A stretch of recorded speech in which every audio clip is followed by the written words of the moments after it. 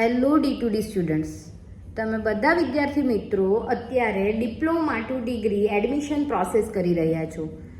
Round 2 માટે ઘણા બધા પ્રશ્નો તમારા મગજમાં ચાલી રહ્યા છે. તો આ પ્રશ્નોને સોલ્વ કરવા માટે હું આજે આ એક શોર્ટ વિડીયો બનાવું છું, જેનાથી તમારા બધા સુધી એક સાચું માર્ગદર્શન તમને લોકોને મળી રહે.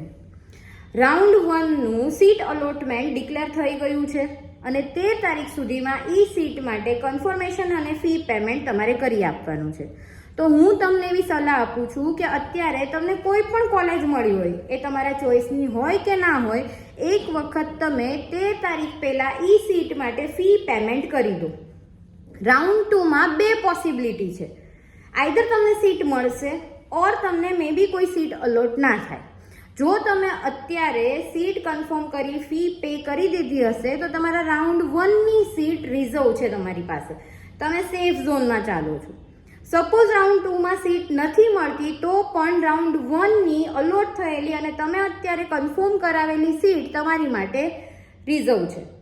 રાઉન્ડ 2ની અંદર જો તમને હવે કોલેજ નવી અલોટ થાય છે, નવી સીટ મળે છે, તો તમે રાઉન્ડ 1ની સીટ તમારી ઓટોમેટિક ડિસ્કાર્ડ થશે.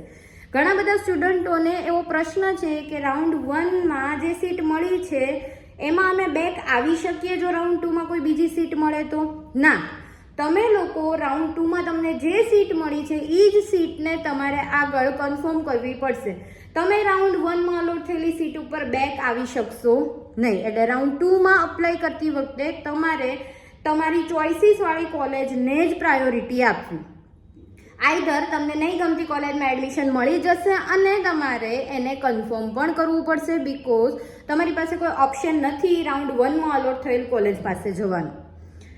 સેકન્ડ થિંગ્સ, ફી બારામાં ઘણા બધા વિદ્યાર્થીઓને કન્ફ્યુઝન છે કે મેમ અત્યારે ફર્સ્ટ રાઉન્ડમાં અમને તો સેલ્ફ ફાઇનાન્સ કોલેજ મળી છે, એમાં 20,000 ફી પે કરવાની કે છે, તો અત્યારે અમે પે કરી દઈને સેકન્ડ રાઉન્ડમાં પણ અમને ફરીથી સેલ્ફ ફાઇનાન્સ કોલેજ મળશે તો તમારે સેકન્ડ રાઉન્ડની અંદર ફરીથી 20,000 પે કરવાની કોઈ જરૂરી નથી. આ જે અત્યારે તમે ફી પે કરો છો એ જ એમાઉન્ટ જ તમારા 20,000 રૂપિયા ત્યાં ટ્રાન્સફર થઈ જશે.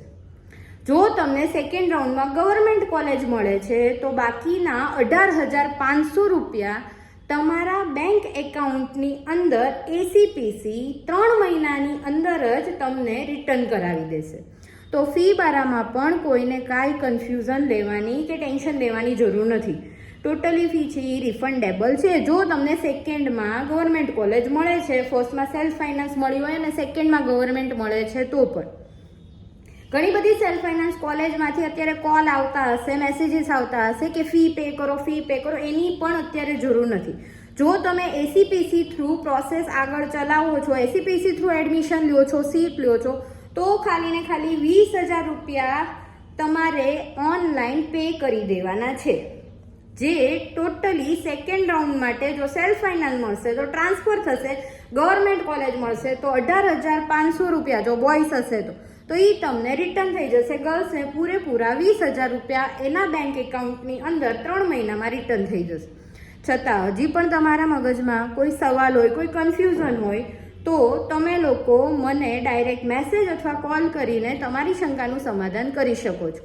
Thank you.